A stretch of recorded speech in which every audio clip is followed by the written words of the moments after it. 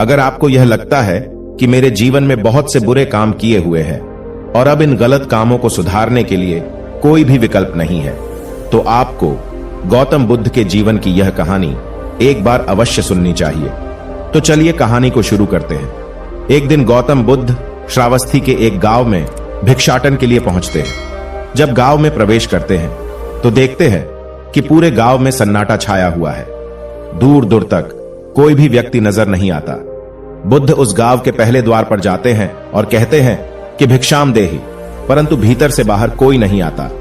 बुद्ध दूसरे द्वार पर जाते हैं परंतु कोई दरवाजा नहीं खोलता। तीसरे द्वार पर जाते हैं परंतु उस द्वार से भी कोई व्यक्ति बाहर नहीं आता। फिर अचानक से एक दरवाजा खुलता है जिसमें से एक व्यक्ति बाहर निकलता है। वो जल्दी से बुद्ध का हाथ पकड़ता है और उन्हें अपने घर में ले जाता है और कहता है कि क्षमा करे बुद्ध, परंतु इस समय आप बाहर नहीं जा सकते। उंगलीमाल को श्रावस्ती की सीमा पर देखा गया है। सभी गांव वाले डर के मारे अपने अपने घरों की खिड़कियां और दरवाजे बंद करके बैठे हुए हैं। बुद्ध उस व्यक्ति से पूछते हैं कि कौन है ये उंगलीमाल और उससे इतना भय क्यों है। वह व्यक्ति कहता है कि उंगलीमाल एक राक्षस है। उसे जो भी मनुष्य मिलता है, बच्चा, वृद्ध, स्त्री, पुरुष, यहां तक कि सन्यासी भी, वो किसी को भी नहीं छोड़ता। बुद्ध उनसे पूछते हैं कि वो धन के लालच में ये सब करता है क्या। वो व्यक्ति कहता है कि नहीं, उसे धन का कोई लालच नहीं है। वो जब भी किसी आदमी को मारता है तो उसकी उंगली काटकर अपने गले की माला बनाता है, इसीलिए उसका नाम उंगलीमाल पड़ गया है। और यह भी सुना है कि जब उसके गले की माला में 100 उंगलियां पूरी हो जाएगी तो उसकी विनाशक शक्तियां और भी ज्यादा बढ़ जाएगी। बुद्ध कहते हैं, आभार हो आपका जो आपने मुझे उसके बारे में बताया। फिर वो व्यक्ति बुद्ध से कहता है कि कृपा कर आप बाहर न जाइए, क्योंकि वो आप पर भी वार कर सकता है। बुद्ध कहते हैं, भय से अपनी राह छोड़ दूं, ऐसा मैंने कभी नहीं किया। मुझे भिक्षा मांगता देख जन जन के हृदय में उंगलीमाल का भय कम होगा। फिर वो व्यक्ति कहता है, नहीं बुद्ध, आप मत जाइए, वो बहुत ही ज्यादा खतरनाक है। बुद्ध कहते हैं कि वो खतरनाक नहीं बल्कि वो दुखी है और मुझे उसके पास जाना होगा क्योंकि उसे मेरी आवश्यकता है। इतना कहते हुए बुद्ध उस व्यक्ति के पास से चले जाते हैं। कुछ दूर चलने के बाद बुद्ध वन में प्रवेश करते हैं। वन में चारों ओर एक सन्नाटा छाया होता है। दूर दूर तक न तो कोई मनुष्य न कोई पशु पक्षी दिख रहा होता है, परंतु गौतम बुद्ध अपने मार्ग में आगे बढ़ते रहते हैं। अचानक बुद्ध के सामने उंगलीमाल आकर खड़ा हो जाता है। उसका रूप इतना डरावना है कि कोई भी व्यक्ति उसे देखकर ही भयभीत हो जाए। उसके गले में उंगलियों की माला होती है, चेहरा और हाथ रक्त से सने होते हैं और शरीर बलशाली होता है। उसका रूप इतना भयानक होता है कि किसी भी साधारण व्यक्ति के प्राण तो उसे देखते ही निकल जाए, परंतु बुद्ध पर उंगलीमाल के डरावने रूप का कोई असर नहीं होता है। बुद्ध कुछ क्षण तक शांत मुस्कुराहट के साथ उंगलीमाल की तरफ देखते हैं, फिर उसकी बगल से निकलकर अपने मार्ग में आगे बढ़ जाते हैं। बुद्ध को ऐसा करते देख उंगलीमाल को यह समझ नहीं आता है कि उसके साथ ये हो क्या रहा है। वह मन ही मन सोचता है कि मुझे देखकर लोग या तो भाग जाते हैं या मुझे देखकर मर जाते हैं या मुझसे अपने प्राणों की भीख मांगने लगते हैं। मैंने कई सन्यासियों को भी मारा है, परंतु मैंने आज तक कोई ऐसा व्यक्ति नहीं देखा जो मुझे नजरअंदाज करके अपने मार्ग में आगे बढ़ जाए। या तो इसने मुझ पर ध्यान नहीं दिया होगा या फिर हो सकता है कि यह देख ही ना सकता हो, परंतु मुझे इससे क्या मतलब, मुझे तो अपने गले की माला पूरी करनी है। उंगलीमाल बुद्ध को आवाज लगाता है, ए साधु रुक। फिर भी गौतम बुद्ध उंगलीमाल को नजरअंदाज करते हैं और अपने मार्ग में आगे बढ़ते रहते हैं। उंगलीमाल बहुत ज्यादा क्रोध में बुद्ध को आवाज लगाता है, ए साधु रुक। फिर भी गौतम बुद्ध उंगलीमाल को नजरअंदाज करते हैं और अपने मार्ग में आगे बढ़ते हैं। उंगलीमाल तीसरी बार ज्यादा क्रोध में होकर आवाज लगाता है, ए साधु रुक। बुद्ध रुकते हैं। उंगलीमाल बुद्ध के पास जाता है और कहता है कि मेरे आदेश देने के बाद भी तू रुका क्यों नहीं। फिर बुद्ध कहते हैं, मैं तो बहुत पहले ही रुक चुका हूं, तुम ही चलते जा रहे हो। उंगलीमाल ये समझ ही नहीं पाता है कि बुद्ध क्या कह रहे हैं, परंतु वो इतना जरूर समझ जाता है कि सामने खड़ा व्यक्ति उससे थोड़ा भी नहीं डर रहा है। उंगलीमाल बुद्ध को डराने के लिए चिल्लाकर पूछता है, ए साधु, मुझसे भय नहीं लग रहा है क्या? मैं आदि मानव हूं। बुद्ध कहते हैं कि नहीं, तुम मानव हो। बुद्ध की यह बात उंगलीमाल के हृदय पर लगती है। पहली बार उसे किसी ने मानव कहा था। परंतु वो इस बात को नजरअंदाज करने का प्रयास करता है और बुद्ध से पूछता है कि ए साधु, तूने ये क्यों कहा कि तू कब का रुक चुका है, जबकि तू तो चल रहा था, और तूने ये क्यों कहा कि मैं नहीं रुका।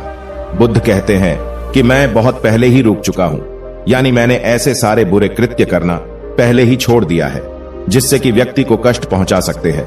सब जीना चाहते हैं, बस तुम उन्हें करुणा से देखने का प्रयास करो।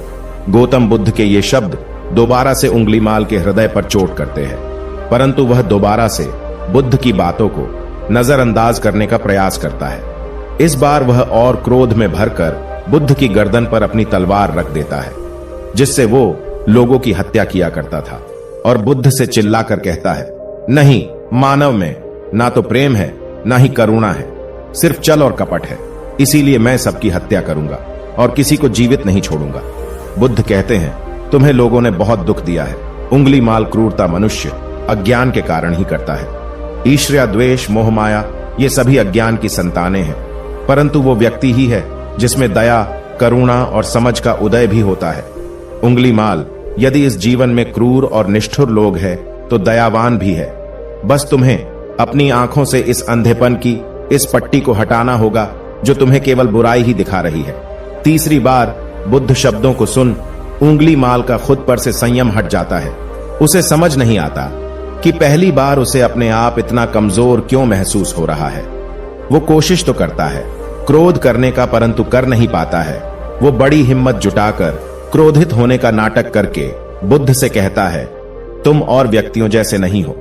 बुद्ध कहते हैं कि मैं हर व्यक्ति जैसा ही हूं, बस जागृत हूं और यह सिद्ध कर रहा हूं कि हर व्यक्ति में जागने की क्षमता है। मेरा मार्ग क्रूरता को दया में परिवर्तित करता है।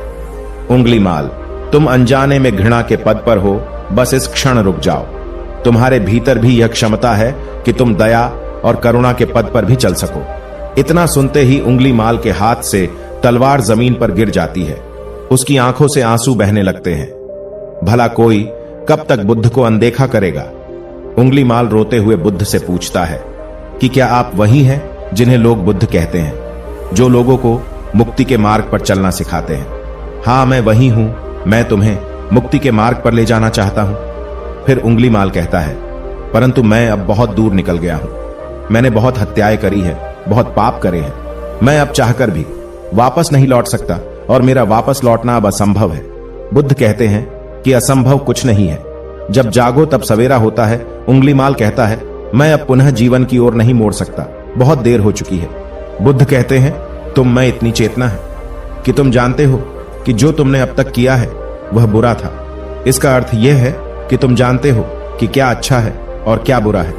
उंगलीमाल, जिस दिन से तुमने अच्छा कार्य करना शुरू कर दिया, उस दिन से तुम्हारा एक नया जीवन शुरू हो जाएगा। फिर उंगलीमाल कहता है, मैं कितने भी अच्छे काम कर लूं, परंतु लोग मुझे उसी दृष्टि से देखेंगे और मुझे चैन से जीने नहीं देंगे। बुद्ध कहते हैं कि उंगलीमाल, यदि तुमने हिंसा का मार्ग छोड़ा तो मैं तुम्हें मार्ग दिखाऊंगा और तुम्हारा संरक्षण करूंगा और तुम्हें लोगों की घृणा से बचाऊंगा। बस पहला कदम तुम्हें ही उठाना होगा। उंगलीमाल पूछता है, क्या यह हो सकता है? बुद्ध कहते हैं, अवश्य हो सकता है। उंगलीमाल रोते हुए बुद्ध के चरणों में गिर पड़ता है और कहता है कि मैं आपको वचन देता हूं कि मैं सारे बुरे कृत्य करना छोड़कर और आपके पीछे करुणा के पथ पर चलना सीखूंगा। कृपा कर आप मुझे अपना शिष्य बना लीजिए। बुद्ध कहते हैं कि मैं किसी को अपना शिष्य नहीं बनाता, बल्कि व्यक्ति स्वयं मेरे संग से जुड़ जाता है। उंगलीमाल उसी समय बुद्ध का भिक्षु बन जाता है। इस कहानी से हमें यह सीखने को मिलता है कि लोग सोचते हैं कि उन्होंने बहुत सारे गलत काम किए हुए हैं, अब इन गलत कामों को सुधारने के लिए और कोई भी विकल्प नहीं है। इस पर गौतम बुद्ध कहते हैं कि चाहे अपने अब तक कितने भी बुरे काम क्यों न किए हुए हैं, लेकिन अगर आप एक विचार को अपने मन में लाते हैं कि अब मुझे कुछ सही करना है, तो वही विचार आपके रूपांतरण का कारण बन सकता है। पर सबसे जरूरी बात यह है कि आप पहला कदम उठाने के लिए तैयार है या नहीं। तो दोस्तों, आपने आज के इस वीडियो से क्या सीखा वह मुझे आप कमेंट में बता सकते हैं। इसी के साथ मैं उम्मीद है कि आपको आज की वीडियो पसंद आई होगी, तो इस वीडियो को उस इंसान को शेयर करें जिससे यह कहानी सुनने की जरूरत है और उसी के ठीक बाद चैनल को सब्सक्राइब करें। तो चलिए फिर मिलते हैं ऐसी एक और नई वीडियो में एक नए मैसेज के साथ। तब तक के लिए अपना ख्याल रखें। धन्यवाद।